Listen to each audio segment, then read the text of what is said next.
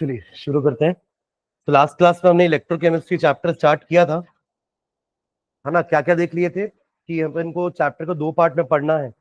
एक में electrolytic cell के बारे में पढ़ना है, how electrical energy is converted into chemical energy. ऐसे रिएक्शंस जो खुद से नहीं हो पा रहे हैं, नॉन स्पॉन्टेनियस है, उन्हें कराने के लिए अपन बाहर से एक्सटर्नल इलेक्ट्रिसिटी दे रहे हैं ताकि उनका रेडॉक्स रिएक्शन हो सके और उनके सब्सटेंस डिपॉजिट हो सके कैथोड और एनोड में। देख रहे थे ना अपन कैसे कैट आयंस कैथोड की तरफ जा रहे थे, यानी पॉजिटिव आयंस कैथोड की तरफ जा रहे थे और जाकर के डिस्चार्ज हो रहे थे, और नेगेटिव आयंस एनोड की तरफ जा रहे थे और जाकर वहां पे डिस्चार्ज हो रहे थे। तो वो डिस्चार्जिंग प्रोसेस ही तो ऑक्सीडेशन और रिडक्शन था, याद आ रहा है। मतलब अल्टीमेटली एक रिडॉक्स रिएक्शन वो टेकिंग प्लेस, ठीक है। और सेकंड पार्ट हमारा क्या है, इलेक्ट्रोकेमिकल सेल या गैल्वेनिक सेल, जिसमें हम क्या करने वाले हैं, उल्टा काम। जो रिएक्शंस स्पॉन्टेनियस है, अपने आप हो सकते हैं, उनकी हेल्प से हम इलेक्ट्रिकल एनर्जी प्रोड्यूस करेंगे। मतलब केमिकल टू इलेक्ट्रिकल। अभी अपन पढ़ रहे हैं इलेक्ट्रिकल टू केमिकल, ठीक है। इसमें अपन ने शुरुआत कर दी थी इलेक्ट्रोलिसिस। अपन पढ़े थे ना कि इलेक्ट्रोलिसिस क्या होता है। It is the decomposition of an electrolyte. आप एक इलेक्ट्रोलाइट को क्या करते हो, डिकम्पोज करते हो। कैसे करते हो? By passing electricity through it's electrolyte solution, या तो मॉल्टन फॉर्म में या तो एक्वस फॉर्म में, ठीक है। और एक थ्योरी के बारे में लिखा था अपन ने, आयनाइजेशन थ्योरी, कि जैसे ही आपने इलेक्ट्रोलाइट डाला तो वो अपने आयंस में ब्रेक होगा इन मॉल्टन फॉर्म या इन अपने एक्वस फॉर्म में, और फिर cations will run towards cathode, anion will run towards anode and they will discharge there. ये हमारा आयनाइजेशन थ्योरी था, ठीक है। फिर हमने उसी में लिखा था कि अगर एक्वस, अगर मॉल्टन स्टेट ले रहे हो, फ्यूज्ड स्टेट ले रहे हो, तो अच्छी बात है, कोई दिक्कत नहीं है, वही आयंस आएंगे जो इलेक्ट्रोलाइट में होंगे। जैसे आपने NaCl लिया था ना, तो NaCl में जब आपने फ्यूज किया तो आपको Na पॉजिटिव और Cl नेगेटिव ही मिला, नथिंग एल्स, बिकॉज और कुछ था ही नहीं, फ्यूज हुआ। तो ये चला गया, आपके पास ये अकेला था कैटायन, तो ये कैथोड के पास आराम से चलेगा, कोई दिक्कत नहीं हुई इसको। और ये भी आराम से एनोड के पास चलेगा, कोई दिक्कत नहीं हुई इसको।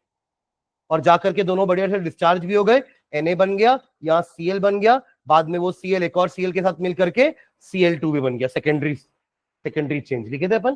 प्राइमरी चेंज तो ये होता है और secondary change final product. But problem या कंफ्यूजन कहां आएगा, जब अपन एक्वस सॉल्यूशन की बात करेंगे। तो एक्वस सॉल्यूशन में दो आयंस और आ जाते हैं, वो खुद वाटर के होते हैं, H positive and OH negative. तब उस केस में इन दोनों के बीच में कंपटीशन होगा टू रन टुवर्ड्स कैथोड, इन दोनों के बीच में कंपटीशन होगा टू रन टुवर्ड्स एनोड, और कोई एक ही जाकर के डिस्चार्ज हो पाएगा।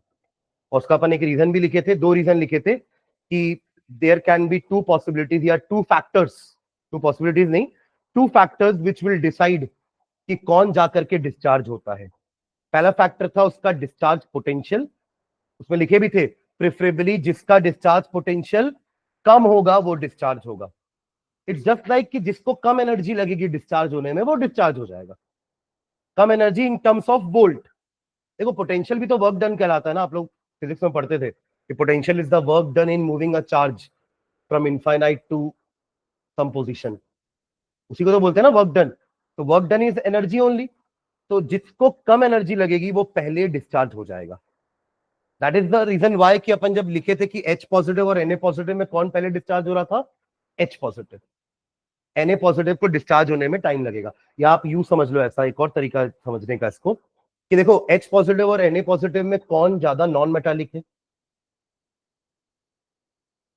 Non metallic. मैं दो इन दोनों की बात कर रहा हूं, Cl कहां से आ गया बीच में? H पॉजिटिव और Na पॉजिटिव में कौन ज्यादा नॉन मेटालिक है? H positive. अरे Na तो प्योर मेटल है, वो कैसे हो गया नॉन मेटालिक? H होता है ना, H अपन बोलते हैं ना, इलेक्ट्रो पॉजिटिव भी होता है, इलेक्ट्रो नेगेटिव भी होता है, तो ये ज्यादा नॉन मेटालिक है, करेक्ट। अब हम पढ़ते थे कि non metal have the tendency to gain electron. Reduce होने की टेंडेंसी किसकी होती है? नॉन मेटल की। मेटल और नॉन मेटल का डेफिनेशन ही होता है, metals are the one which have the tendency to lose electron and non metals are the one which have the tendency to gain electron. तो इन दोनों में कौन पहले गेन करेगा? जो ज्यादा नॉन मेटालिक होगा। कहने का मतलब H पॉजिटिव, ठीक है। और by the end of this chapter आप एक फैक्टर और पढ़ोगे जिससे आप डिसाइड कर लोगे कि किसका ऑक्सीडेशन होगा, किसका रिडक्शन होगा। ठीक है, अभी मैंने आपको दो फैक्टर तो बता दिए, एक डिस्चार्ज पोटेंशियल, जिसका डिस्चार्ज पोटेंशियल कम वो जाकर डिस्चार्ज हो जाएगा, दूसरा जो ज्यादा नॉन मेटालिक होगा वो रेड्यूस होना पसंद करेगा। समझ रहे हैं क्या? तो मेटल की तो फितरत ही नहीं है रेड्यूस होने की, वो तो लूज करना चाहता है इलेक्ट्रॉन, वो कभी गेन नहीं करता इलेक्ट्रॉन। समझ रहे ना? अब वो तो खैर मेटल आयन है तो गेन कर लेगा, जब अकेला होगा तो कर लेगा, बट अगर उसके पास ऑप्शन है तो वो नहीं करेगा, दूसरा वाला करेगा। ठीक है, ये अपन लिख लिए थे क्या एक्वस वाला भी? कुछ लिखे थे, एक आध एग्जांपल कुछ हुआ था क्या? देखो कुछ लिखे थे।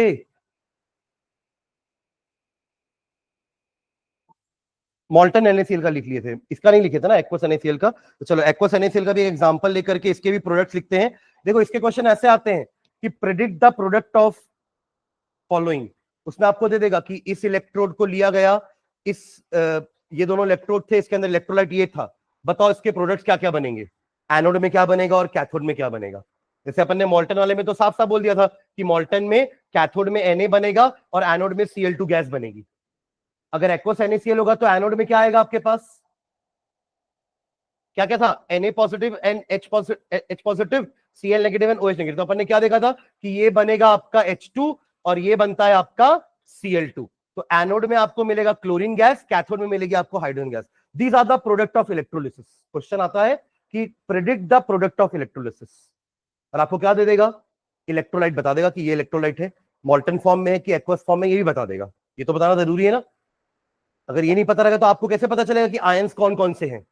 अगर मॉल्टन होगा तो बढ़िया है, पानी का जरूरत ही नहीं है, फिर एक एक ही आयन है, आराम से कैटायन जाएगा कैथोड के पास, एनायन जाएगा एनोड के पास, कैटायन को कैथोड के पास जाकर के रिड्यूस करवा दो, याद है AOCR। एनोड में क्या होता है? ऑक्सीडेशन, और कैथोड में क्या होता है? रिडक्शन। बस ये करवा दो दोनों के रिएक्शन। ठीक है, चलो।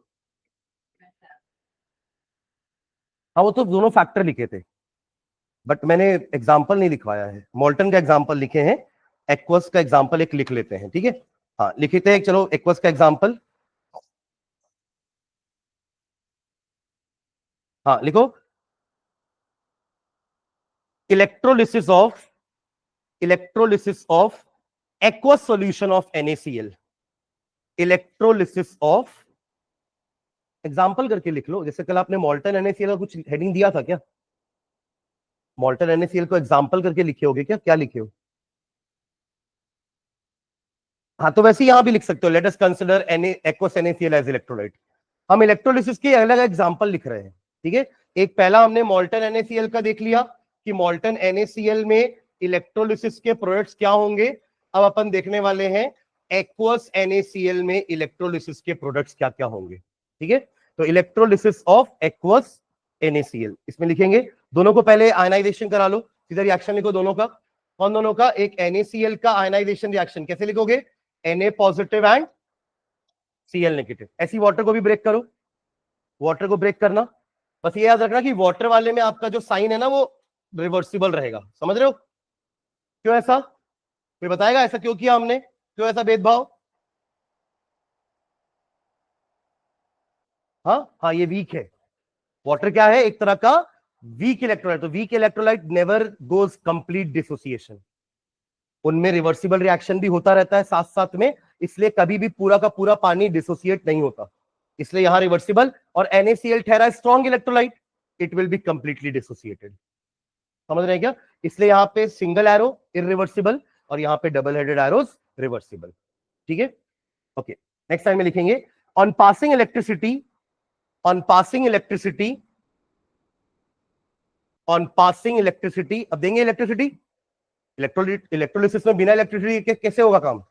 On passing electricity comma Na positive and H positive, Na positive and H positive कहां जाएंगे? कैथोड। हाँ, मूव टुवर्ड्स कैथोड लिखिए, move towards cathode, move towards cathode. While क्या बच गए? हाँ, while Cl negative and OH negative, while Cl negative and OH negative move towards anode, move towards anode, move towards anode। ठीक है, चलिए पहले cathode के बारे में लिख लेते हैं, लिखेगा सब हेडिंग में एट कैथोड। कैथोड में क्या होगा जाकर के, दोनों के बीच में कंपटीशन हो रहा है। कौन दोनों के बीच में? Na पॉजिटिव और H पॉजिटिव के बीच में, कि कौन डिस्चार्ज होगा। डिस्चार्ज होने तो दोनों पहुंचे हैं वहां पर कौन डिस्चार्ज होगा? तो नीचे लिखेंगे एट कैथोड में हाइफन डाल करके, since the discharge potential of H positive, since the discharge potential of H positive is lower than that of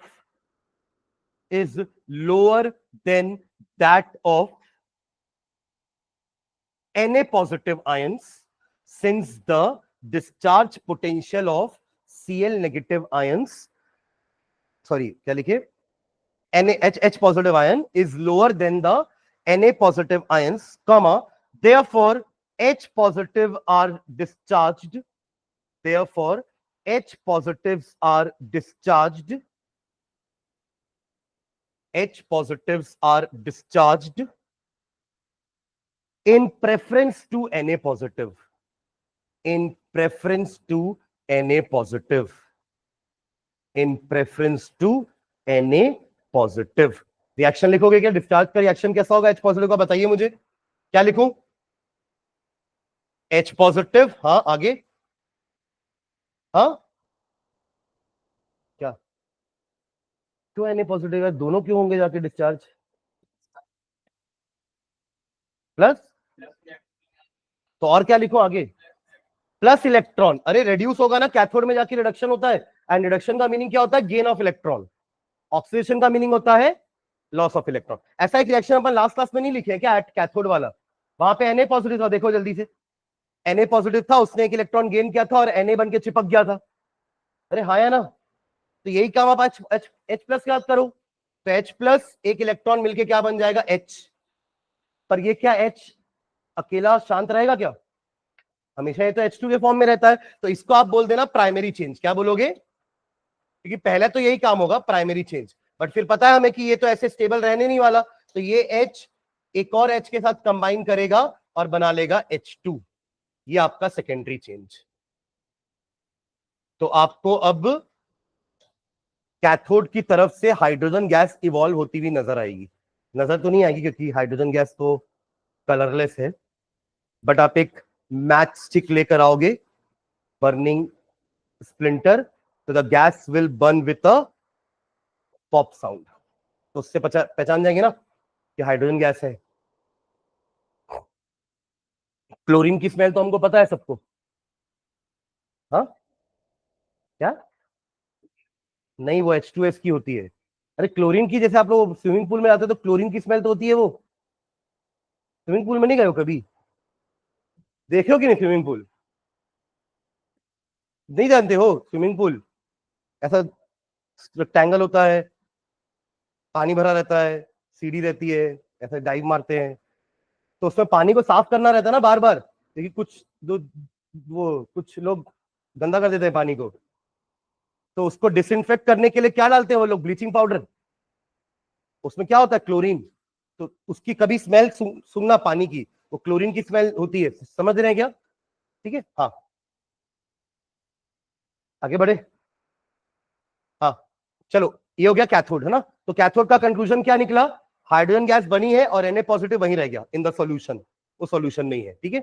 बाद में वो OH नेगेटिव गैस मिलकर के NaOH बना लेगा, ठीक है? चलो अगला लिखो इसी में ही, at at anode, at anode, at anode, इसमें लिखिए, since the discharge potential of chloride ion, since the discharge potential of chloride ion, since the discharge potential of chloride ion is lower than that of OH negative ions, since the discharge potential of chloride ions is lower than that of OH negative ions, therefore comma, therefore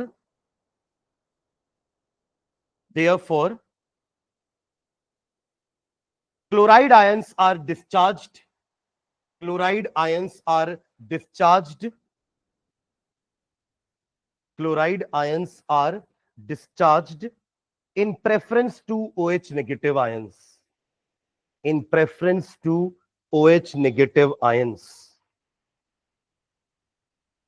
ठीक है, चलो उसका reaction लिखो. Reaction क्या होगा Raghav?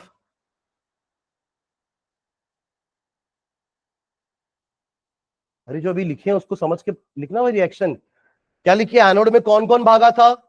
Chloride ion and OH negative ion. इन दोनों में किसका डिस्चार्ज पोटेंशियल कम है? क्लोराइड आयन का. वही तो लिखे हैं कि since the discharge potential of chloride ion is less than OH negative ions, therefore chloride ions will be discharged with in preference to OH negative ions. Discharge होने का मतलब क्या होगा? क्लोराइड अपना नेगेटिव चार्ज खोएगा. खोने के लिए क्या करेगा? इलेक्ट्रॉन लूज करेगा. अरे ये नेगेटिव चार्ज है ना, तो नेगेटिव चार्ज को लूज करने के लिए नेगेटिव लूज करना पड़ेगा, इलेक्ट्रॉन लूज करना पड़ेगा. तो क्या बन जाएगा? ये Cl, प्राइमरी चेंज होगा ना, प्राइमरी चेंज. और सेकेंडरी चेंज के लिए ये Cl एक और Cl के साथ मिलकर के क्या बनाएगा? Cl2, primary change and secondary change. तो कंक्लूजन क्या हुआ पूरा? मॉल्टन एक्वस NaCl के इलेक्ट्रोलिसिस से क्या क्या मिला आपको? कैथोड पे मिला हाइड्रोजन गैस, एनोड पे मिली क्लोरीन गैस, और सॉल्यूशन में क्या बच गया है? NaOH. इधर का NaOH Na पॉजिटिव बचा था, और इधर क्या बचा? ये बन गया NaOH. तो नीचे लाइन में लिख लो. Thus during electrolysis of aqueous NaCl, thus during electrolysis of aqueous NaCl, thus during electrolysis of aqueous NaCl, comma Cl2 is liberated at anode. सही लिख रहे? Cl2 is liberated. liberated मतलब इवॉल्व भी लिख सकते हो वहां पे, प्रोड्यूस भी लिख सकते हो अगर दोनों वर्ड समझ में नहीं आ रहे तो. ठीक है. Cl2 is liberated at anode, comma hydrogen is liberated at cathode. Hydrogen is liberated at cathode while NaOH remains in the solution. While NaOH remains in the solution. While NaOH remains in the solution. ठीक है. चलो एक और करते हैं, aqueous वाला एक और करते हैं. लिखो इलेक्ट्रोलिसिस ऑफ, एक और एग्जांपल. तीसरा एग्जांपल हो रहा हमारा ये इलेक्ट्रोलिसिस का. पहला था मॉल्टन NaCl, दूसरा था एक्वस NaCl, तीसरा लिख रहे हैं अपन electrolysis of acidulated water. Acidulated water. Acid ACID acid, acidulated DULATED. ऐसा पानी जिसमें एसिड है.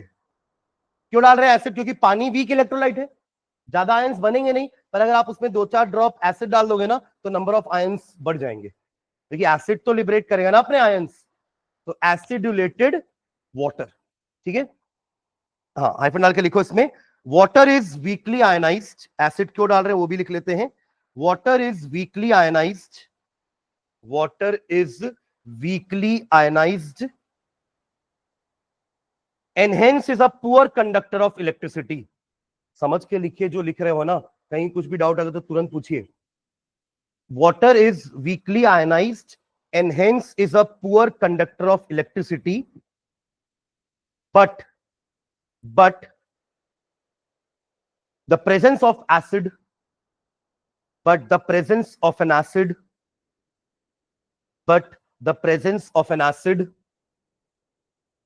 makes it a better conductor. Makes it a better conductor. Makes it a better conductor. अब आपके पास कौन कौन से 4 आयंस हैं? Water H positive and OH negative. Weekly ionised, इससे डबल साइडेड एरो लगा हुआ है. ठीक है. And what about H2SO4? ये डाल देते हैं एसिड, है ना। तो क्या होगा इसका reaction 2H plus plus SO4 2 negative. चलो ये अच्छी बात है कि कैटायन जो दोनों के बीच में रेस होने वाले होते दोनों सेम है, तो उनके लिए दिक्कत नहीं है अपन को डिस्चार्ज पोटेंशियल देखने की। बट इन दोनों के बीच में तो रेस होगी ना, जैसे वहां पे OH नेगेटिव की रेस Cl नेगेटिव के साथ हुई थी, तो वहां वो Cl नेगेटिव से हार गया था, तो अब OH नेगेटिव गुस्से में था, तो वो अब SO4 नेगेटिव को हराएगा। इससे अपन याद रखेंगे कि OH नेगेटिव का डिस्चार्ज पोटेंशियल SO4 2 नेगेटिव से कम होता है, तो OH negative will be discharge in preference to SO4 2 negative. समझ रहे हैं क्या बोल रहा हूं मैं? इसके पहले किसके किसके बीच में रेस थी वहां पे? OH negative and Cl negative, जिसमें Cl नेगेटिव का डिस्चार्ज पोटेंशियल कम था। डिस्चार्ज पोटेंशियल ज्यादा नहीं होना चाहिए, यानी कि कम एनर्जी में डिस्चार्ज हो जाएगा, तो वो ऑब्वियसली कम एनर्जी वाला प्रेफर करेगा। तो इन दोनों में कम एनर्जी किसको लग रही थी? इसको, इसलिए ये रह गया था। अब इन दोनों में कम एनर्जी लगेगी इसको, तो ये होगा, ये सॉल्यूशन में रह जाएगा। समझ रहे हैं क्या? ठीक है, तो नीचे लिखेंगे, ये दोनों रिएक्शन लिख लिए, लिख लो दोनों रिएक्शन। ऐसी तो अपने वहां भी दोनों रिएक्शन लिखा था ना, ऐसे, है ना। फिर क्या किए थे? एनोड कैथोड का अलग अलग लिखे थे, यहां भी वही करेंगे। पहले अपन क्या करते हैं? इलेक्ट्रोलाइट का डिसोसिएशन देख लेते हैं कि कैटायन आयन कौन कौन से बन रहे हैं। फिर देखेंगे कि दोनों कैटायन में किसका डिस्चार्ज पोटेंशियल कम है, उसका रिएक्शन कैथोड में लिख देंगे। दोनों एनायन में किसका डिस्चार्ज पोटेंशियल कम है, उसका रिएक्शन एनोड में लिख देंगे, खत्म। ऐसे ही इस क्वेश्चन को सॉल्व करते हैं। ठीक है, चलिए लिख लिए रिएक्शन ये वाले दोनों। चलो नीचे लिखना, at cathode, at cathode, sorry sorry sorry sorry, यहां डबल एरो मत बनाना ना, ये तो स्ट्रॉन्ग इलेक्ट्रोलाइट है ना। हाँ, क्या लिखे? एट कैथोड, लिखो आइफन डाल के, एट कैथोड में when electric current is passed, when electric current is passed, H positive ions, H positive ions move towards the cathode, move towards the cathode and gets discharged, and gets discharged. लिख लो reaction, इसका तो लिख लोगे ना। H positive का दो बार लिख चुके हैं पहले ही, अभी तीसरी बार हो रहा है। लिख लो रिएक्शन दोनों, प्राइमरी चेंज वाला भी और सेकेंडरी चेंज वाला भी। लिखिए जल्दी से, H positive will get discharged. लिख रहे हो ना? H पॉजिटिव क्या करेगा? एक इलेक्ट्रॉन गेन करेगा, रिडक्शन होगा, तो H positive plus 1 electron will give you H, और ये H एक और H क्या मिलकर के बना लेगा? H2। ठीक है, तो कैथोड से तो हाइड्रोजन ही मिलेगा 100%। देखो ना, वाटर के इलेक्ट्रोलिसिस से क्या मिलता है, आप ये भी याद रखो, वाटर के इलेक्ट्रोलिसिस से हमें H2 और O2 मिलता है। ये अपन करते थे ना 10th क्लास में, इलेक्ट्रिकल डिकम्पोजिशन। आपको एक्सपेरिमेंटल सेटअप याद है?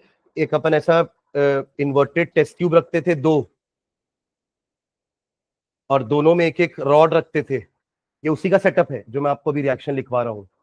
ठीक है, और ये आपका जार होता था जिसमें पूरा पानी रहता था यहाँ पे। ठीक है, और यहां से आपने इन इलेक्ट्रोड्स को सप्लाई दी हुई थी, पॉजिटिव नेगेटिव। ये रिएक्शन जब हो जाता था तो थोड़ी देर बाद क्या होता था पता है? ये जो टेस्ट ट्यूब है, ये टेस्ट ट्यूब में आपको यहाँ पे एक तरफ थोड़ी ज्यादा जगह मिलेगी, गैप मिलेगा, और एक टेस्ट ट्यूब में आपको थोड़ा कम गैप मिलेगा। ये रीजन क्या है? वो जो भी हाइड्रोजन ऑक्सीजन गैस बन रही है ना, वो ऊपर जाकर के कलेक्ट हो रही है, तो ये खाली जगह नहीं है, वहां पे हाइड्रोजन गैस जमा हुई है और एक तरफ ऑक्सीजन गैस जमा हुई है। तो यहाँ पे डिफरेंस क्यों आता था? क्योंकि जब दो पानी के मॉलिक्यूल का ब्रेक डाउन किया जाता है तो दो हाइड्रोजन मॉलिक्यूल और एक ही ऑक्सीजन बनता है। प्रपोर्शन देखो ना आप, इसके दो में ये दो बन रहा है पर ये एक ही बन रहा है, मतलब हर बार इसका डबल अमाउंट बन रहा है। तो अगर 10 पानी के मॉलिक्यूल होते तो ये कितना बनता? 10 हाइड्रोजन मॉलिक्यूल पर फिर 5 ऑक्सीजन मॉलिक्यूल। इसलिए ऑक्सीजन मॉलिक्यूल को कम जगह लग रही है और हाइड्रोजन मॉलिक्यूल को ज्यादा जगह लग रही है। ऐसे पता चलता है कि कौन से टेस्ट ट्यूब में क्या कलेक्ट हुआ है, कौन से टेस्ट ट्यूब में क्या कलेक्ट हुआ है। तो ये हाइड्रोजन गैस यही वाली है, समझ रहे हैं क्या? ठीक है, चलिए एट एनोड देखिए, एट एनोड, एट एनोड लिखो, both both Cl negative, Cl negative, sorry, OH negative, both OH negative and SO4 2 negative, both OH negative and SO4 2 negative move towards the anode, move towards the anode, move towards the anode, full stop. Since the discharge potential of OH negative ions, since the discharge potential of OH negative ions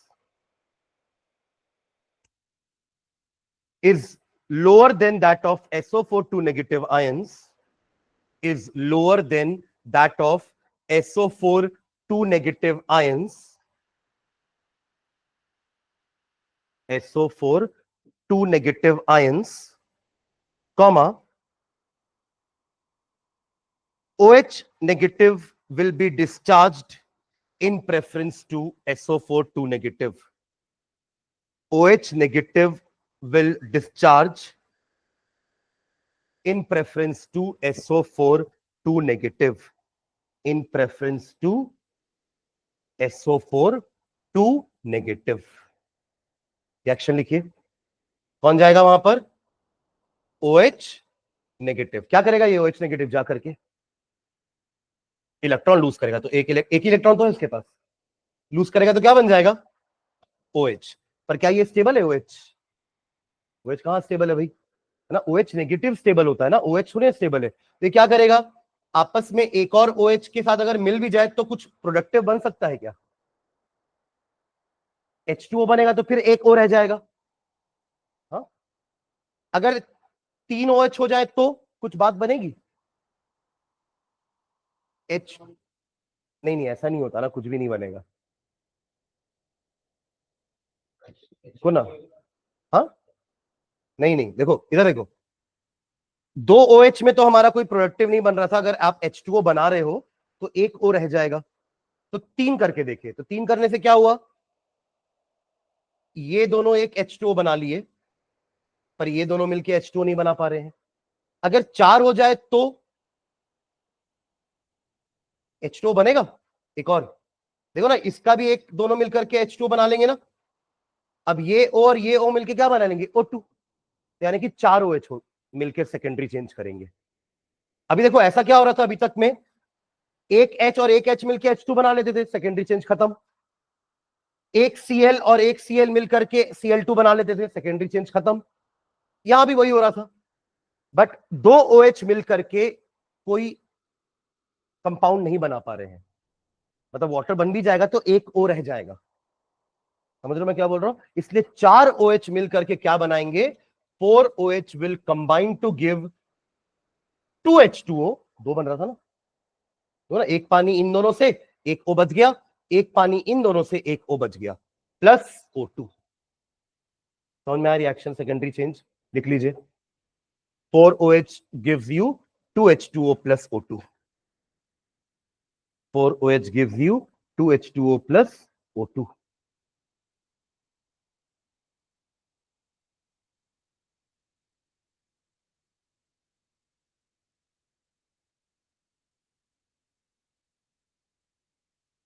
ठीक है,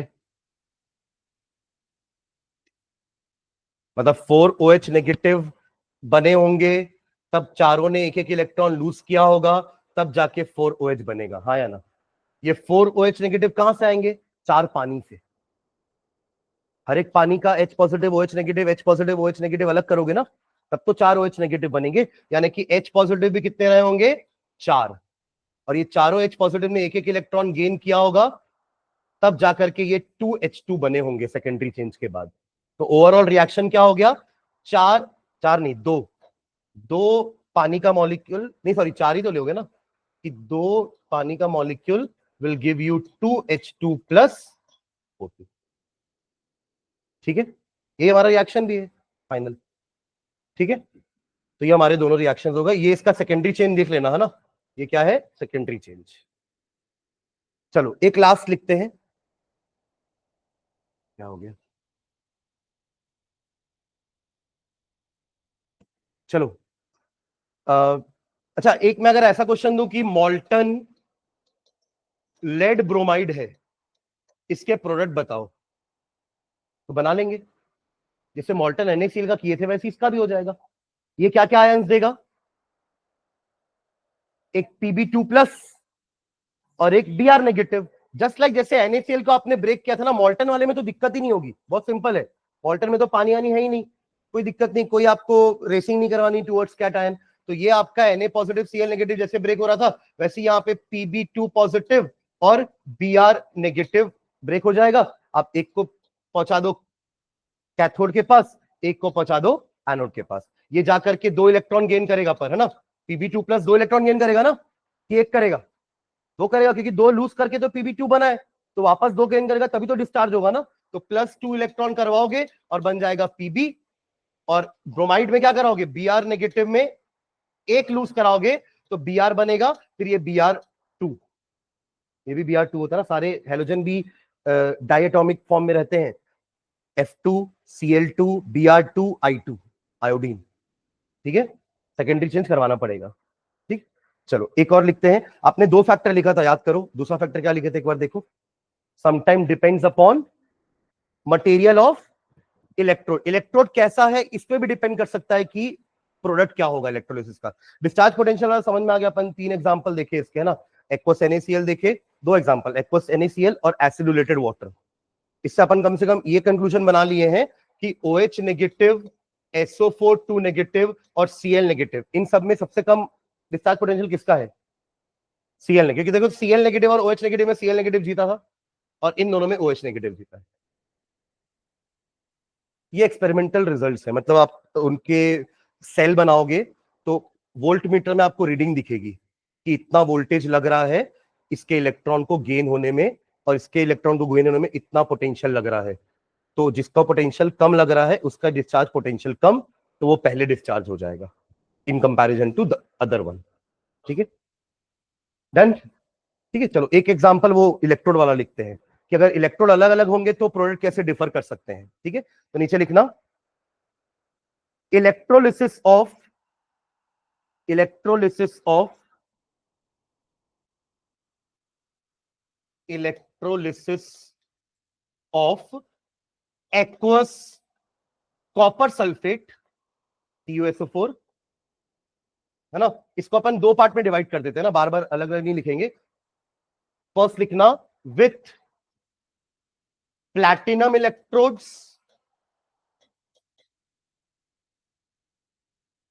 and with copper electrodes. एक बार आप electrode जो dip कर रहे हो वो platinum की होगी, दोनों एनोड कैथोड, और एक बार जो डिप करोगे वो दोनों कैथोड एनोड किसकी होगी? कॉपर की होगी।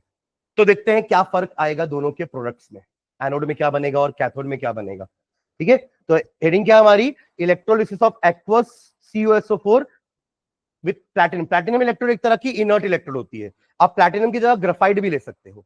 ये लोग खुद रिएक्ट नहीं करेंगे। इनर्ट का मतलब ही होता है अनरिएक्टिव, मतलब खुद डिसॉल्व नहीं होना चालू कर देंगे कॉपर सल्फेट सॉल्यूशन में। हमारा इलेक्ट्रोलाइट क्या है दोनों केस में? Aqueous copper sulphate.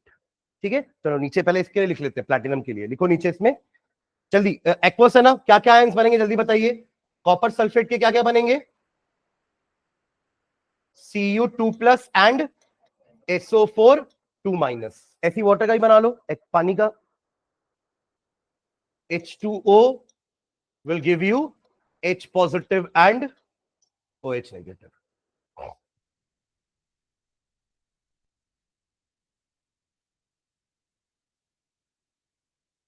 ठीक है, एक और तरीका जो आप मेरे से पूछे थे ना, आप लोगों ने वो 10th में वो पढ़ी है रिएक्टिविटी सीरीज, जिसमें metals are arrange in the decreasing order of reactivity. उस रिएक्टिविटी सीरीज में मुझे याद करके बताना, Na ऊपर रहता है, हाइड्रोजन नीचे है, और कॉपर उसके भी नीचे है। यस और नो? अभी अपन 3 को कंपेयर करते हैं, ऐसे तो बहुत सारे होते हैं, उसका अपना ट्रिक है याद रखने का। स्टार्ट करते हैं अपन सोडियम पोटेशियम वगैरह से, और एंड करते हैं हम गोल्ड सिल्वर प्लैटिनम में। उसके ऊपर कॉपर आता है और उसके ऊपर हाइड्रोजन। अभी देखो इन दोनों में किसने डिस्चार्ज पोटेंशियल किसका कम था? हाइड्रोजन का। देखिए हाइड्रोजन सोडियम से नीचे है, तो अब इन दोनों में किसका होगा? क्योंकि वो भी हाइड्रोजन से नीचे है। समझ गया क्या? अब अपने पास एक नया आयन आया ना, अब इन दोनों के बीच में रेस होने वाली है, कहां के लिए? कैथोड के लिए। इन दोनों का तो आपको पता है कौन आएगा इन दोनों में, OH नेगेटिव। अभी तो किए थे ना एसिडुलेटेड वाटर में, समझ गया क्या? चलो नीचे लिखना एट कैथोड, एट कैथोड लिखिए, at cathode since discharge potential of Cu2 plus, since discharge potential of Cu2 plus, since discharge potential of Cu2 plus is lower than that of H positive, is lower than that of H positive, is lower than that of H positive, comma, Cu2 plus will be discharged at anode, sorry, cathode. Cu2 plus will be discharged at cathode. Reaction लिख लोगे? हाँ लिखिए, reaction लिख लो। Cu2 plus will be discharged at cathode. कैसे लिख रहा आयुष? हाँ Cu2 plus, हाँ +2 इलेक्ट्रॉन, दो चाहिए ना उसको। Na प्लस था तो एक इलेक्ट्रॉन चाहिए था, H प्लस था तो भी एक इलेक्ट्रॉन चाहिए था। तो अब Cu2 प्लस को कितने इलेक्ट्रॉन चाहिए होंगे पूरा डिस्चार्ज होने के लिए? 2 इलेक्ट्रॉन। तो Cu2 plus plus 2 electron will give you Cu। ठीक है, इसका कोई प्राइमरी सेकेंडरी चेंज की जरूरत नहीं है ना, मेटल है ना, मेटल तो एटम के फॉर्म में रहता है, ये जाकर के चिपकता जाएगा। कहां पे चिपकता जाएगा? प्लैटिनम कैथोड पे। ठीक है, चलो सेकेंड आ जाओ नीचे, एट एनोड, एट एनोड। अब लिख लो ना खुद से, इसका डायरेक्टली रिएक्शन लिख लोगे क्या? ये सब नहीं लिखते ना, OH नेगेटिव का डिस्चार्ज पोटेंशियल SO4 नेगेटिव से कम है तो OH नेगेटिव डिस्चार्ज होगा, सीधा छोड़ो, सीधा लिखो, क्या लिखोगे? At anode. कर दो ना स्किप उसको। हाँ प्रणब, क्या बोल रहा हूं मैं? क्या बोला मैं? क्या पिछले बार क्या लिखा था?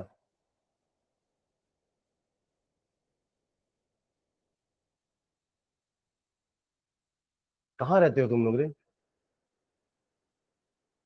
इन दोनों कंपेयर कर रहे हैं ना, तो इन दोनों कंपैरिजन अभी पीछे तो किए एसिडुलेटेड वाटर में, तो सीधा लिख दो ना रिएक्शन, कोई दिक्कत तो नहीं है भाई, आप लोग लिख लो नहीं तो। Since discharge potential of OH negative is less than SO42 negative, hence OH negative will be discharged in preference to SO42 negative। और रिएक्शन क्या था हमारा? OH negative एक इलेक्ट्रॉन लूज करके OH बनाएगा, पर ये OH शांत नहीं बैठने वाला, ये 4 OH के साथ मिलकर के 2 पानी और 1 ऑक्सीजन बनाएगा। एक ऑक्सीजन नहीं, हाँ एक ही ऑक्सीजन, बैलेंस हो रहा है ना, 4 ऑक्सीजन 4 हाइड्रोजन।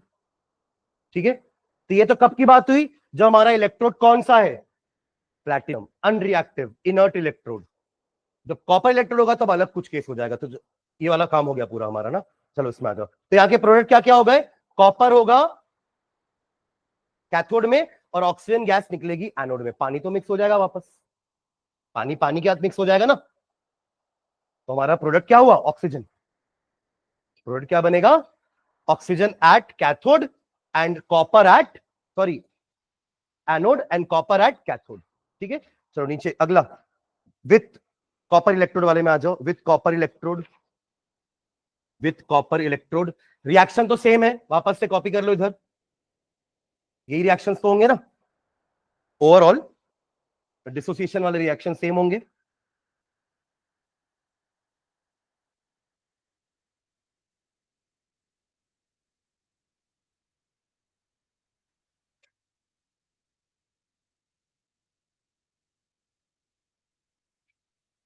डन, कैथोड को सेम कॉपी कर लो, कैथोड सेम कॉपी होगा,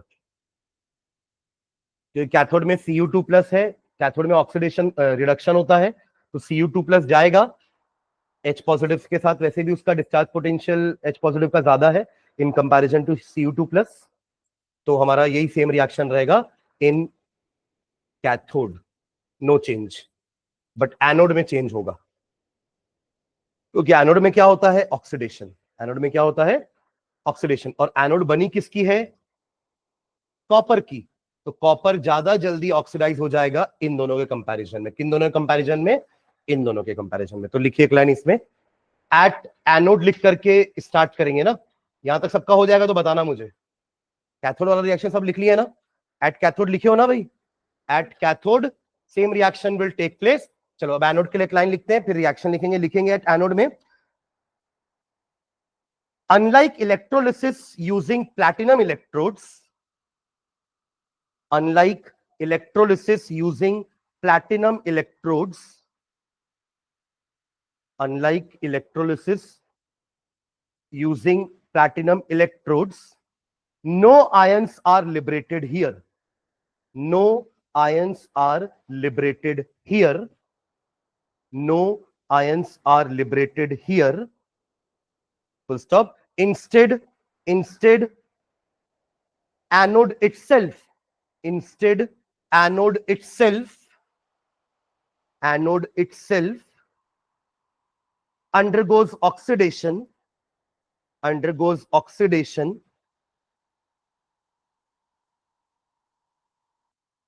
to form Cu2 plus, to form Cu2 plus, to form Cu2 plus. Full stop. This is due to the reason that, this is due to the reason that, this is due to the reason that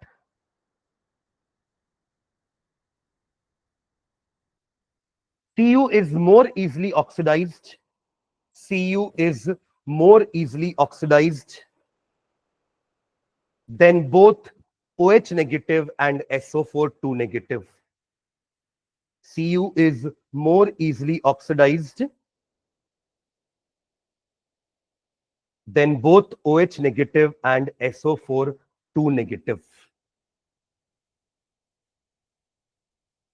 reaction क्या हो जाएगा इसका, वो खुद जो Cu rod है ना, वो खुद ही अपना 2 इलेक्ट्रॉन लूज करके सॉल्यूशन में Cu2 प्लस बन के आते रहेगी। तो अल्टीमेटली होगा क्या पता है आपको, ये धीरे धीरे ये रॉड पतली होती जाएगी। क्यों पतली होती जाएगी, क्योंकि उसी से तो कॉपर निकल रहा है ना, ये दूसरे किसी कॉपर आयन को अपने अंदर डिपॉजिट नहीं होने देगी।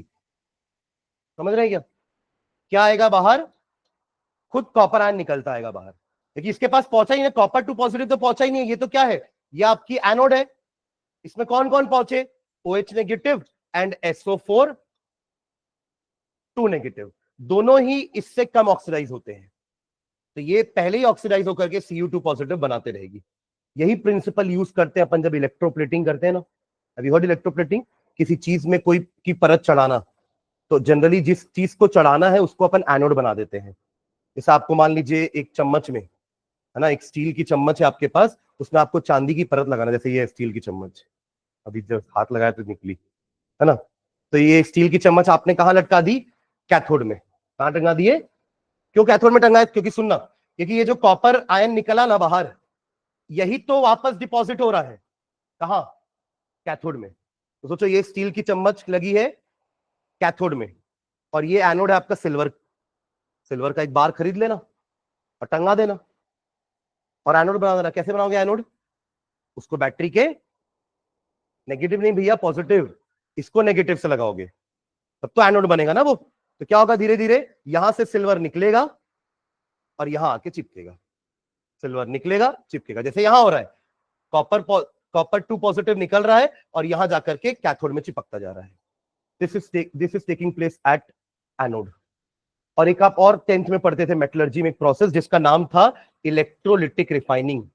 याद आ रहा है नाम, नाम तो याद आ रहा होगा कम से कम, मैं प्रोसेस नहीं पूछ रहा हूं। तो उसमें आप क्या करते थे, एक टैंक लेते थे, उसमें आपका कॉपर सल्फेट का सॉल्यूशन रहता था, आपको कॉपर को ही प्यूरिफाई करना है। आपके पास जो कॉपर बना है ना मेटलर्जी से, वो क्रूड कॉपर है, इम्प्योर कॉपर है, उसको आपको प्योर बनाना है। तो आप क्या करोगे, एनोड बनाओगे इम्प्योर कॉपर का, ये आपका एनोड हो गया, और प्योर कॉपर ले लोगे कैथोड, ये हो गया आपका कैथोड, ये हो गया एनोड। ये वाला आपका इम्प्योर कॉपर है और ये आपका प्योर कॉपर है, ठीक है। ये क्या आपका कैथोड है, तो कैथोड में तो यही रिएक्शन होगा, Cu2 प्लस बाहर आता जाएगा और यहां का भी Cu2 प्लस बन के बाहर चिपकता जाएगा। सर ये Cu2 प्लस बाहर नहीं आएगा, Cu2 प्लस चिपकेगा ना, Cu2 प्लस 2 इलेक्ट्रॉन लेकर के चिपक रहा है यहां पे, और वो Cu2 प्लस आ कहां से रहा है, और ये भी डिसॉल्व होता जाएगा। तो ये क्या था आपका, ये इम्प्योर कॉपर था, तो इसमें से जितना भी कॉपर था ना वो धीरे धीरे डिसॉल्व होकर के कॉपर 2 पॉजिटिव बन के यहां चिपकता जाएगा, यहां से यहां आएगा, यहां से चिपकेगा, यहां आया चिपका, यहां आया चिपका, इसका जो भी इम्प्योरिटी रह जाएगी ना वो नीचे कलेक्ट हो जाएगी। उसको बोलते थे एनोड मड। क्या बोलते थे? Anode mud. क्यों एनोड मड? क्योंकि वो एनोड से निकला है। मतलब anode is not just copper, it is impure copper. तो जितना भी कॉपर था उसमें वो तो डिसॉल्व हो करके चिपक गया प्योर कॉपर के पास, और जो इंप्योरिटी रह गई वो थोड़ा जाके चिपकेगी, वो नीचे आके जम जाएगी। तो धीरे धीरे करके ये रॉड खत्म होती जाएगी और ये रॉड मोटी होती जाएगी। फिर आपका काम क्या रहेगा? अगला इम्प्योर कॉपर लाओ, तुम्हारा इम्प्योर कॉपर लाओ, तुम्हारा इम्प्योर कॉपर टंगा देते हैं, तुम्हारा इम्प्योर कॉपर भी कॉपर हो जाएगा, मतलब प्योर हो जाएगा, और इंप्योरिटी यहां नीचे जमा होती जाएगी। तो ये अपन कब यूज करते हैं? इलेक्ट्रोड्स, जब अपन को इस टाइप का इलेक्ट्रोप्लेटिंग या इलेक्ट्रोलिटिक रिफाइनिंग करनी होती है। रिफाइनिंग मतलब प्यूरिफाइंग, और इलेक्ट्रोप्लेटिंग मतलब एक परत चढ़ाना है किसी के ऊपर, तो ऐसे करके वो चिपकता जाएगा। समझ गए क्या? तो ये दोनों डिफरेंस समझ में आ गया आपको? हमने दोनों में देखो इलेक्ट्रोलाइट सेम लिया था, एक्वस कॉपर सल्फेट। एक में हमने इलेक्ट्रोड को इनर्ट लिया, जो इलेक्ट्रोड पार्टिसिपेट ही ना कर पाए रिएक्शन में, तो वो बस टंगी हुई थी। जो चिपक रहा आके चिपक जाए, जिसको इलेक्ट्रॉन चाहिए आके ले ले, वो कुछ नहीं काम करेगी। बट यहां पे वो एनोड, कॉपर एट एनोड खुद इन्वॉल्व हो जाती है, खुद डिसॉल्व होने लगती है। Am I clear? इससे इसलिए अपन ना जब इलेक्ट्रोप्लेटिंग करते हैं तो एनोड को वो बनाते हैं जिसका आपको परत चढ़ाना है। जैसे आप लोग साइकिल यूज करते हो तो साइकिल में भी क्रोमियम की परत चढ़ाते हैं ना, ताकि साइकिल की शाइनिंग हो जाए। पूरा क्रोमियम से बनाएंगे तो बहुत महंगी हो जाएगी साइकिल। तो साइकिल बनती पूरे लोहे की है, फिर उस लोहे के ऊपर एक क्रोमियम की इलेक्ट्रोप्लेटिंग की जाती है। तो उस केस में आपको साइकिल को कहां टंगा देंगे? कैथोड में। और क्रोमियम को कहां टंगाएंगे? एनोड में। तो एनोड से क्रोमियम डिसॉल्व होता जाएगा, Cr2 plus Cr2 chromium Cr3 plus, sorry Cr3 plus बन के बाहर आएगा, और यही Cr3 प्लस जाकर के आपकी साइकिल में चिपकता जाएगा। तो ये ऐसा करते हैं सर, अपन पेंटिंग भी कर सकते थे ऐसे, बट वो पेंटिंग करने से क्या ना, थोड़ा इवननेस नहीं आती है। क्योंकि पेंटिंग कौन करेगा? इंसान करेगा पेंटिंग। उसने एक जगह ज्यादा चला दिया, एक जगह कम चला दिया, तो थोड़ा सा अनइवननेस आ जाएगा पेंटिंग में। इलेक्ट्रोप्लेटिंग में प्रॉपर एक यूनिफॉर्म लेयर आती है। समझ रहे हो दोनों का, दोनों में डिफरेंस? पता, अपन तो पेंट ब्रश से पेंटिंग भी कर सकते हैं ना, क्रोमियम का पेंट, उससे भी काम हो जाता। बट यहाँ पे क्या होता है, एक इवननेस आती है, एक लेयर पूरी प्रॉपर चढ़ती है। ऐसा नहीं कि कहीं मोटा हो गया कहीं पतला हो गया। ठीक है? तो ये हमारा फर्स्ट पार्ट हुआ, दैट इज इलेक्ट्रोलिसिस, जहां पे अपन ने क्या पढ़ा कि किसी भी इलेक्ट्रोलाइट को अगर ब्रेक करना है उसके सिंपल कंपोनेंट्स में, जो अपने आप नहीं हो पाता है, तो इलेक्ट्रिसिटी के हेल्प से हम कर सकते हैं। ठीक है? अब वो इलेक्ट्रोलाइट दो फॉर्म में हो सकते हैं, आइदर इन द मॉल्टन स्टेट और इन द एक्वस स्टेट। तो एक्वस स्टेट में हुए तो हमारे पास दो ऑप्शंस हैं, आप डिस्चार्ज पोटेंशियल देख करके कर सकते हो, या फिर on the basis of electrodes product क्या बनेंगे। तो यहां से अगर इस पार्ट से क्वेश्चन आएगा तो यही क्वेश्चन आता है, predict the product of electrolysis. बस आपको क्या दे देगा? और इलेक्ट्रोड्स के नाम दे देगा कि ये इलेक्ट्रोड्स हैं, और क्या चाहिए आपको? इलेक्ट्रोलाइट चाहिए ना भाई। बिना इलेक्ट्रोलाइट के कैसे बनाओगे? क्या बनेगा? जो इलेक्ट्रोलाइट है उसी को तो डिकम्पोजिशन करते हैं अपन इलेक्ट्रोलिसिस में। तो डेफिनेशन याद रखिएगा, इलेक्ट्रोलिसिस का डेफिनेशन क्या होता है? It is the decomposition of electrolyte. तो इलेक्ट्रोलाइट के बिना आप बता ही नहीं सकते कि क्या क्या बनेगा, कहां कहां जाएगा, क्या जाएगा, वहां जाके क्या रिड्यूस होगा, क्या ऑक्सीडाइज होगा। ठीक है? और दूसरी एक इंपॉर्टेंट बात याद रखेंगे कि एनोड में हमेशा ऑक्सीडेशन होता है और कैथोड में हमेशा रिडक्शन। तीसरी बात ध्यान रखेंगे, ऑक्सीडेशन का मतलब क्या होता है, रिडक्शन का मतलब क्या होता है। कि ऑक्सीडेशन मतलब लॉस ऑफ इलेक्ट्रॉन, कि हमको ये तो याद है भैया कि एनोड में ऑक्सीडेशन करते हैं, एओसीआर बोल रहे हैं कि एनोड में ऑक्सीडेशन करते हैं, कैथोड में रिडक्शन करते हैं। बट ये याद नहीं आ रहा कि एनोड में ऑक्सीडेशन में करते क्या है, लॉस कराते कि गेन कराते हैं। तो एनोड का ऑक्सीडेशन का मतलब क्या होता है? लॉस ऑफ इलेक्ट्रॉन, और रिडक्शन का मतलब गेन ऑफ इलेक्ट्रॉन। तो जहां आप रिडक्शन कराओगे वहां इलेक्ट्रॉन को ऐड करना, और जहां आप ऑक्सीडेशन करवाओगे वहां पे इलेक्ट्रॉन को माइनस करना। बस अगर ऐसे याद नहीं आ रहा है तो आप सीधा आयन से पता करना ना कि Cu2 प्लस को Cu बनने के लिए क्या करना पड़ेगा। Cu2 प्लस को Cu बनने के लिए क्या करना पड़ेगा? तो पहले आप ये याद करो कि Cu ने Cu2 प्लस कैसे बनाया था, दो इलेक्ट्रॉन लूज करके। तो अब उल्टा करना पड़ेगा, Cu2 प्लस को दो इलेक्ट्रॉन गेन करना पड़ेगा, और गेन कर रहा है वो Cu2 प्लस कैथोड में जाता है, मतलब कैथोड में क्या होता है, गेन ऑफ इलेक्ट्रॉन, और कैथोड में तो AOCR से रिडक्शन होता है, यानी कि रिडक्शन मतलब गेन ऑफ इलेक्ट्रॉन। तो ऐसे कहीं से भी कनेक्ट करो, पर चीजें समझ में आनी चाहिए। ठीक है? चलिए, अब ये इलेक्ट्रोलिसिस के बेसिस में ना एक साइंटिस्ट है हमारे, माइकल फैराडे, सुना नाम? उन्होंने दो लॉ दे दिए इस इलेक्ट्रोलिसिस प्रोसेस के लिए। ठीक है? तो हेड डालिए, फैराडेज लॉ ऑफ इलेक्ट्रोलिसिस, डालिए heading, Faraday's law of electrolysis. Faraday's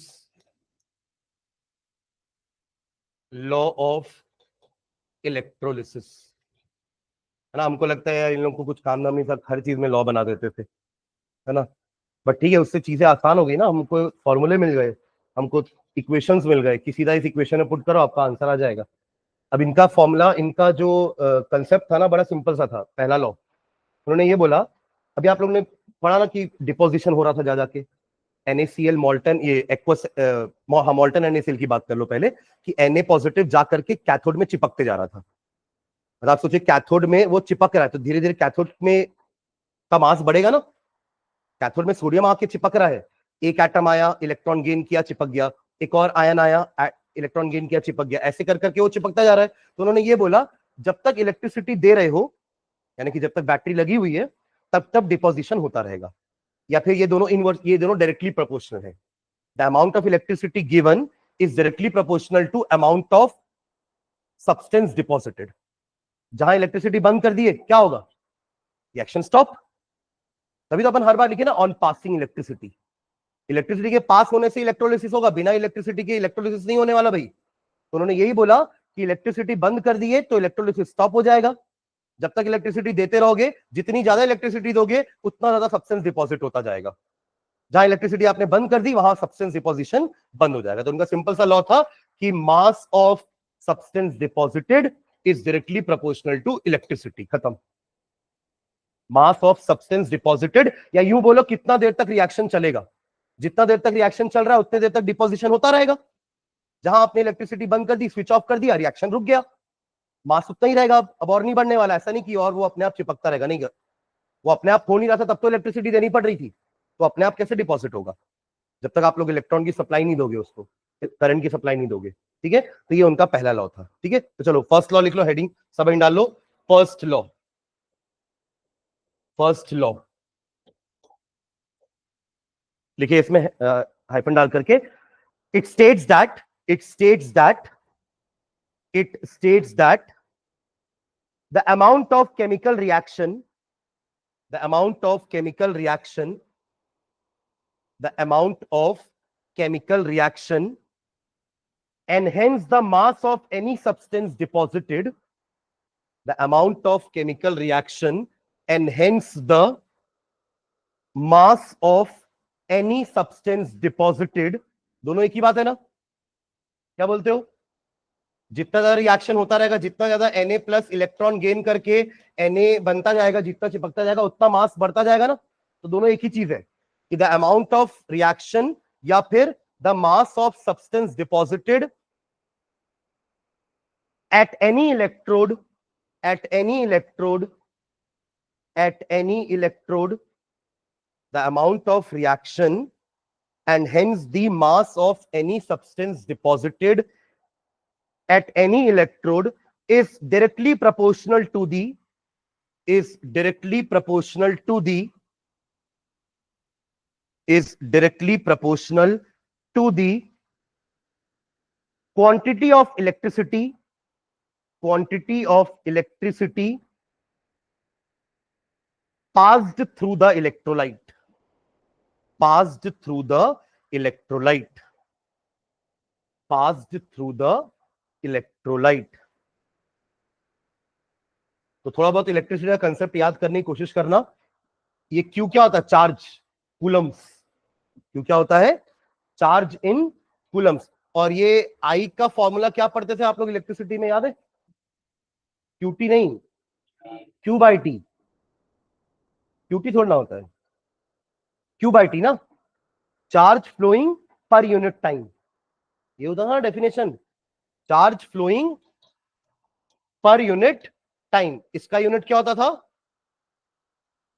ampere. इसका यूनिट एम्पियर। ये हो गया आपका कूलम और ये सेकेंड।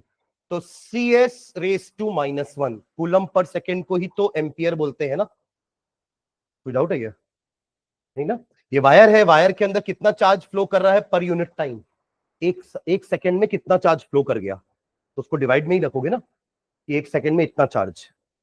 तो वो करंट हो गया आपका। ठीक है, तो मैथमेटिकली लिखा, नीचे लिखो mathematically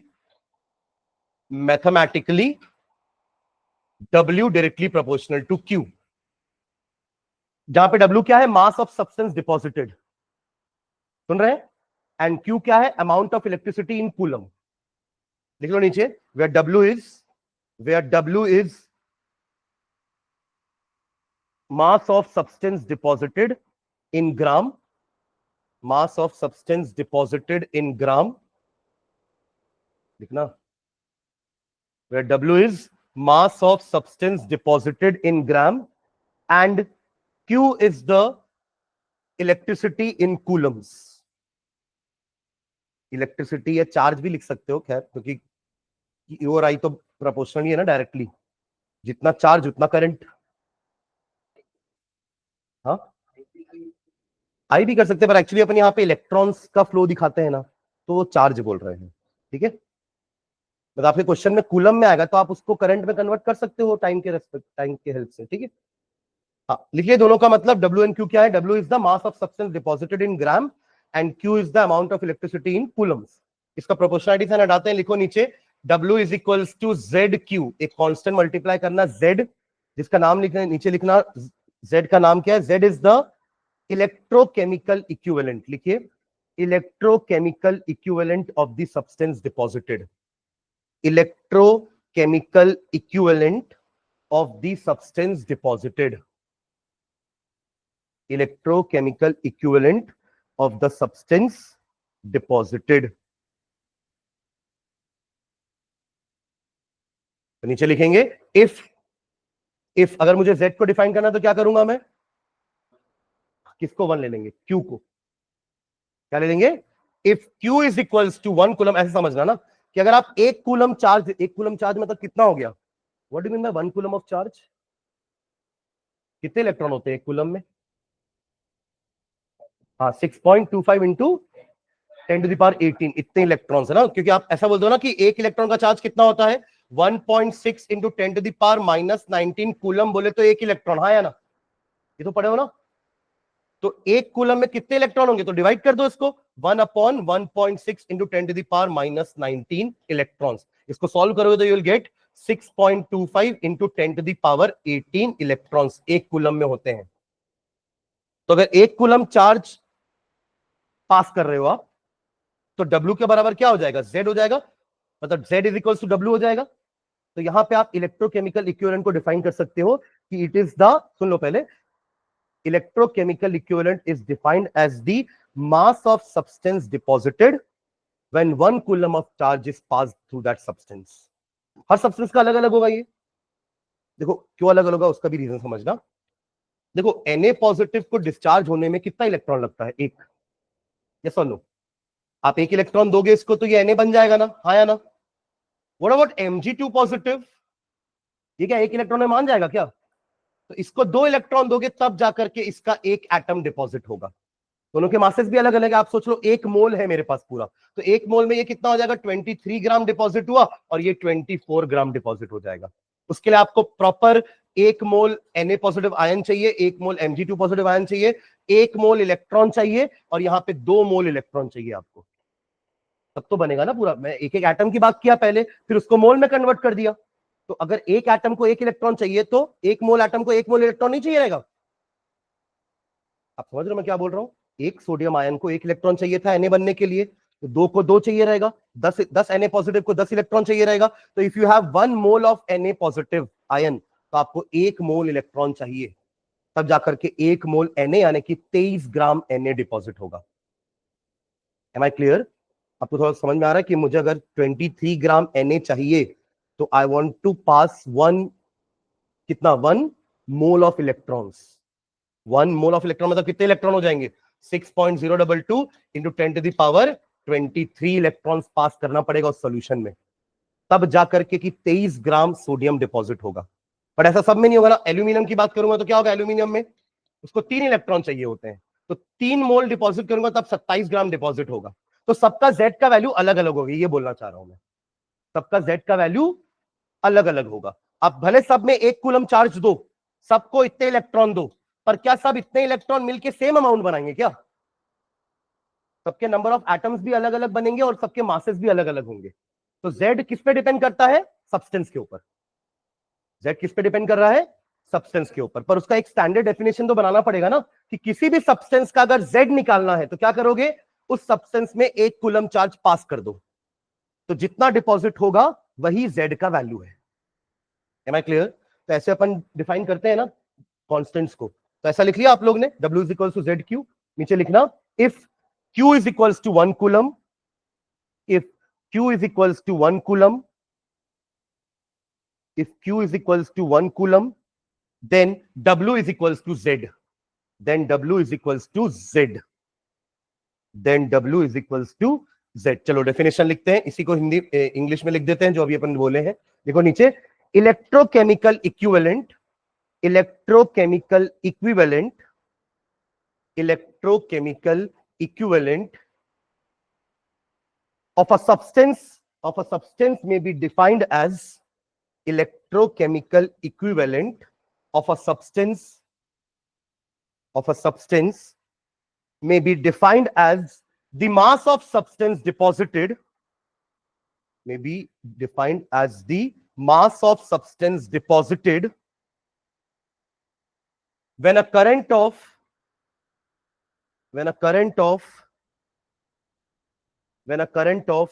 1 ampere, when a current of 1 ampere is passed for 1 second. 1 ampere is passed for 1 second. 1 coulomb का मतलब वही होता है ना, देखो I is equals to Q by T. तो 1 कूलम कब होगा? जब 1 एम्पियर 1 सेकेंड तक पास होगा, तब तो आंसर 1 कूलम आएगा ना। क्या बोलते हैं? ये समझ में आया? Q is equals to I into T है, दोनों 1 1 रख दो, 1 एम्पियर 1 सेकेंड के लिए पास होगा, तब तो 1 कूलम चार्ज बोलोगे, ठीक है। और उसको कूलम के फॉर्म में भी लिख सकते हैं, और quantity of electricity equal to 1 coulomb is passed, और quantity of electricity equal to 1 coulomb is passed. दोनों का एक ही मीनिंग है, 1 एम्पियर 1 सेकेंड तक पास कराओ या 1 कूलम इलेक्ट्रिसिटी पास कराओ, एक ही मतलब है। W का मतलब क्या होता है? Z, ठीक है। चलो अभी अपन मोल ऑफ इलेक्ट्रॉन की बात कर रहे थे ना, चलो उसका देखते हैं 1 मोल इलेक्ट्रॉन का चार्ज कितना होता है। 1 मोल इलेक्ट्रॉन का, नीचे एक सब हेडिंग डालना, नोट करके लिख लो, charge of 1 mole of electron. निकाल पाओगे? है चार्ज ऑफ 1 मोल इलेक्ट्रॉन का चार्ज बोला आपको, तो 1 इलेक्ट्रॉन का चार्ज पता है ना, और 1 मोल में कितने इलेक्ट्रॉन होते हैं ये भी पता है। दोनों को मल्टीप्लाई कर दो कि डिवाइड करोगे? क्या करोगे राज? पक्का? राघव क्यों? किसको किसको मल्टीप्लाई करेंगे? नींद में तू आज? क्यों भाई? अभी तो स्कूल भी नहीं है कि स्कूल में दिन भर थके आ रहे, पढ़ के आ रहे हैं, फिर यहाँ आकर के फिर पढ़ा रहे हो सर। आराम से दिन भर सो, आने से पहले 1 घंटा रिवाइज करो और फिर यहाँ आराम से फ्रेश बैठो। है क्या बोला मैंने? Charge of 1 mole of electron. अगर आपको 1 इलेक्ट्रॉन का चार्ज पता है विच इज 1.6 इंटू 10⁻⁻19 कूलम, और आपको पता है कि 1 मोल में इतने इलेक्ट्रॉन्स होते हैं, तो आप कैसे निकालोगे? यही पूछ रहा हूं मैं। दोनों को मल्टीप्लाई करेंगे। प्रणव क्या करेंगे? करो, बताओ क्या आंसर आ रहा है। Therefore, charge of 1 mole of electron is equals to 1.6 into 10⁻⁻19 into 6.022 into 10⁻23। बताइए तो क्या आ रहा है? 10 के पावर्स को अलग सॉल्व करें ना, ये दोनों को मल्टीप्लाई करो, 6022 एंड 1.6 पूरा मल्टीप्लाई कर दो, कितना आ रहा है? 96487 यूनिट क्या? कूलम है ना। अरे चार्ज निकाल रहे हो ना, तो यूनिट क्या होगी? कूलम, जिसको अपन कैलकुलेशन पर्पस के लिए 96,500 कूलम ले सकते हैं अप्रोक्स। 13 कूलम ऐड कर दिए ना, 487 था, just for sake of calculation अपन ने उसको 500 कर दिया, ठीक है। इसी को बोलते हैं 1 फैराडे। क्या बोलते हैं ये? 1 फैराडे चार्ज बोलते हैं इसको। नीचे लिख लेंगे, पहले ये दोनों लिख लो, फिर मैं लिख पाता हूं नीचे क्या हो गया। हाँ, अच्छा 1 लाख कर दे, ज्यादा नहीं हो जाएगा अप्रोक्सीमेशन? 3,500। जबकि अपन 1 कूलम में बोलते हैं कि इतने इलेक्ट्रॉन है, तो ऑलरेडी वो 13 कूलम को बढ़ा चुका है, तो ऑलरेडी इतने इलेक्ट्रॉन बढ़ चुके हैं। ठीक है, काफी कुछ अप्रोक्सीमेशन हो चुका है ना वहां पे भी। ठीक है, देखो नीचे,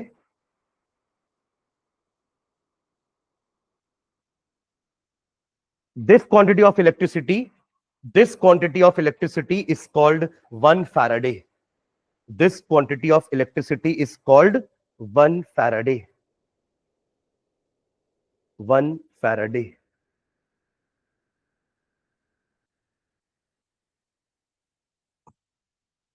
ठीक है, तो अभी अपन वो इलेक्ट्रॉन्स मोल वोल वाला कर रहे थे ना, कि अगर मेरे पास 1 मोल ऑफ Na पॉजिटिव है तो it will require 1 mole of electron, तब जाकर के Na बनेगा, राइट? 1 मोल Na बनेगा। तो कितना क्वेश्चन आ गया कि how much electricity is required to produce 23 gram of sodium. तो आंसर क्या हो जाएगा? 1 फैराडे। क्या हो जाएगा आंसर? 1 फैराडे। खत्म। कैसे? 1 मोल का मास तो होता है ना 23 ग्राम। मोलर मोल कंसेप्ट याद आ रहा है? मोलर मास क्या होता है? उसी के एटॉमिक मास को ग्राम में रिप्रेजेंट कर देते हैं। तो 23 AMU होता है ना सोडियम का एटॉमिक मास, तो उसको ग्राम में रिप्रेजेंट कर दोगे तो 23 ग्राम होता है उसके 1 मोल का मास। तो 1 मोल डिपॉजिट करने के लिए यूनिट 1 मोल ऑफ इलेक्ट्रॉन, और 1 मोल ऑफ इलेक्ट्रॉन क्या होता है? 1 फैराडे। तो in the same way Mg2 positive को कितना लगेगा? अगर मुझे Mg2 पॉजिटिव का 1 मोल बनाना है, यानी कि 24 ग्राम मैग्नीशियम चाहिए अगर मुझे, तो मुझे कितना इलेक्ट्रिसिटी देना पड़ेगा? 2 फैराडे। 2 इलेक्ट्रॉन्स नहीं, 2 इलेक्ट्रॉन से तो एक ही ठो एटम मिलेगा। समझ रहे हो क्या? मेरे को 1 मोल एटम चाहिए, तब तो 24 ग्राम होगा ना। 1 मोल का मास मोलर मास होता है, और मोलर मास एटॉमिक मास के बराबर होता है। बस यूनिट चेंज कर दो, AMU की जगह ग्राम लगा दो। Getting what I am saying? तो यहां पे कितना इलेक्ट्रिसिटी लगेगा? 2 फैराडे। लाइकवाइज एल्यूमिनियम को लगेगा 3 Faraday for 1 mole of deposit. 27 gram aluminium. Aluminium का एटॉमिक मास क्या होता है? 27। उसका एटॉमिक नंबर 23 है। डबल करोगे तो 26 + 1 इज 27। और मैग्नीशियम का एटॉमिक नंबर क्या है? 12। डबल करोगे तो 24। और सोडियम का एटॉमिक नंबर क्या है? 11। Double + 1 is 23। समझ में आ रहा है क्या? तो इस टाइप के न्यूमेरिकल, छोटे छोटे न्यूमेरिकल आते हैं आपके फैराडेज लॉ से। एक न्यूमेरिकल करते हैं, चलो लिखो question. How much charge is required how much charge is required how much charge is required for the following reduction? How much charge is required for the following reduction? First question है 1 mole of Al3 positive to Al। Second question है इसका 1 mole of Cu2 positive to Cu and 1 mole of MnO4 negative to Mn2 positive. समझिए ध्यान से, बहुत easy question है। आपके पास 1 मोल aluminium ion है, आपको सबको Al में कन्वर्ट करना है, तो कितना इलेक्ट्रिसिटी लगेगा? कूलम में ही बता देंगे, कोई दिक्कत नहीं है, क्योंकि टाइम वाइम नहीं दिया है ना, तो आप एम्पियर कैसे निकाल लोगे? चार्ज ही निकलता है पहले तो, है ना? तो एक, क्योंकि हमारा बेसिक इलेक्ट्रॉन से ही चल रहा है ना, एक एल्यूमिनियम एटम अगर मैं लूं तो इसको 3 इलेक्ट्रॉन लगते हैं, हाँ या ना? तब जाकर के एक एल्यूमिनियम का एटम बनता है। तो आपके पास तो 1 मोल है, मल्टीप्लाई कर दो पूरे इक्वेशन को मोल से, कि 1 mole of Al3 positive require 3 mole of electrons, 3 mole of electrons, तब जाकर के 1 मोल एल्यूमिनियम डिपॉजिट होगा। तो यही तो क्वेश्चन था ना, कि how much charge is required या how much electricity is required to convert 1 mole of Al3 positive to Al। तो आंसर क्या हो जाएगा आपका? 3 फैराडे। क्या हो जाएगा? 3 फैराडे। 3 इंटू 96,500, तभी 96,500 किए उसको, लेकिन 3 को 99,6487 से मल्टीप्लाई करने में थोड़ा टाइम लगेगा। 96500 से जल्दी हो जाएगा। बताओ जल्दी आंसर कितना आएगा? पहले तो रिएक्शन लिखना ये वाला, ये रिएक्शन के बिना हम सॉल्व नहीं कर पाएंगे ना आगे, सुन रहे हैं क्या? यहीं से क्लियर हो रही हैं चीजें कि Al3+ को 3 इलेक्ट्रॉन चाहिए, हर एक Al3+ को 3 इलेक्ट्रॉन चाहिए, तो 1 मोल होगा तो उसको भी 3 मोल चाहिए होगा। Am I clear? ठीक है, तो इतना ये लिखने के बाद नीचे लिख देना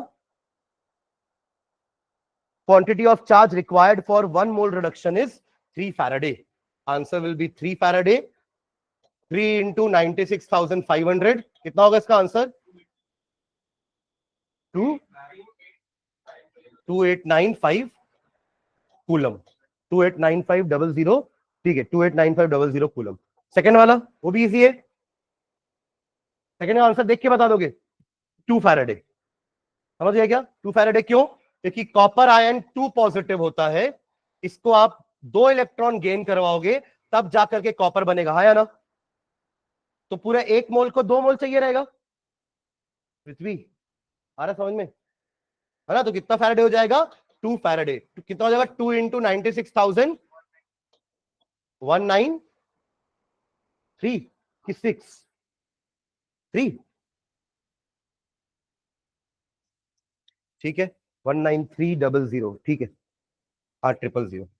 ये वाला थोड़ा सा मेहनत करना पड़ेगा। क्या मेहनत करना पड़ेगा? Mn का वहां का मुझे ऑक्सीडेशन स्टेट नहीं पता है। Mn का ऑक्सीडेशन स्टेट यहां 4 कैसे है भाई? हाँ +7 है। देखो MnO4 नेगेटिव, तो आपको कन्वर्ट करना है Mn2+ में। ध्यान देना ये वाले क्वेश्चन में, ये दोनों तो इजी थे, इसमें थोड़ा सा ये भी इजी है, पर थोड़ा सा एक काम बढ़ जाएगा आपका। वो क्या है? ऑक्सीडेशन स्टेट निकालना पड़ेगा Mn का। ये तो -1 तो MnO4 का है ना, Mn का कितना है? इसका -2 होता है, इसका x समझ लो, तो x -2 into 4 will be -8 is equals to -1। कितना आया? अब बताओ +7 से +2 में कितने इलेक्ट्रॉन चाहिए उसको? +7 से +2 आने में क्या करूं तो +2 आ जाऊंगा मैं? -5। +7 में क्या करने पे 2 आते हैं? -5, मतलब कि 5 इलेक्ट्रॉन गेन करवा दो, यानी कि 5 मोल, यानी कि 5 फैराडे। आंसर क्या हो जाएगा? 5 फैराडे। यही बस समझना जरूरी था इस क्वेश्चन में, समझ रहे क्या? बाकी दोनों में तो डायरेक्टली दे दिया था ना, 3+ से 0 करना है, 2+ से 0 करना है, तो 3+ से 0 के लिए 3 इलेक्ट्रॉन ऐड करवाए, 2+ से 0 के लिए 2 इलेक्ट्रॉन ऐड करवाए। तो पहले यहाँ पे Mn का अपन को क्या निकालना पड़ा?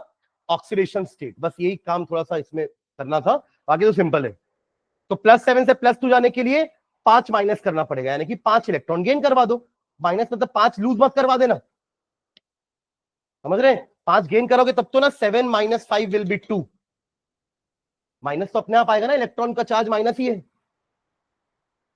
ठीक है? तो answer will be 5 Faraday. Multiply किए क्या? 482500, 482500 कूलम, सॉरी, ठीक है? तो फर्स्ट वाला समझ में आ गया ना? तो ये वही तो कर रहा है कि कितना आप चार्ज डिपॉजिट, कितना चार्ज दोगे तो कितना डिपोजिशन होता जाएगा, वेट, ठीक है? चलो इसके कुछ और क्वेश्चन अपन नेक्स्ट क्लास में करेंगे और सेकेंड लॉ पढ़ते हैं, ठीक है, नेक्स्ट क्लास में फैराडे का। चलिए, थैंक यू।